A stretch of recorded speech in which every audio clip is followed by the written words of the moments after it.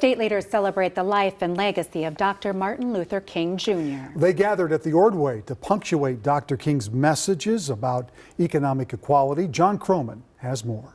The stage at the Ordway reverberated. The King lives.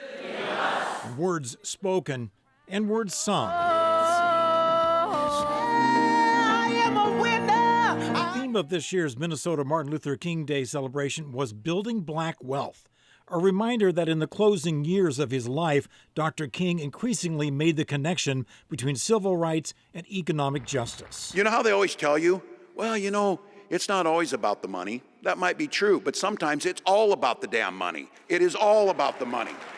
St. Paul Mayor Melvin Carter pointed to progress, such as the Inheritance Fund, which would provide forgivable down payment loans to residents of the historic Black Rondo neighborhood and their descendants. We are doubling down on our children, on our families, on our workers, on our businesses, on our entrepreneurs, on our ideas. The reality is, featuring a Black person in your brochure won't erase unequal pay in your workplace. Keynote speaker Ana Gifty Opoku Ejiman said the key is to invest in those who are facing the worst economic disparities. Black woman best.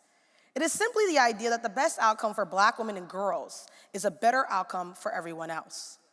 Along the lines of building black wealth, the legislature right now is considering a bill that would create a first-generation home buyers grant program. In other words, geared toward people whose parents and grandparents were not homeowners.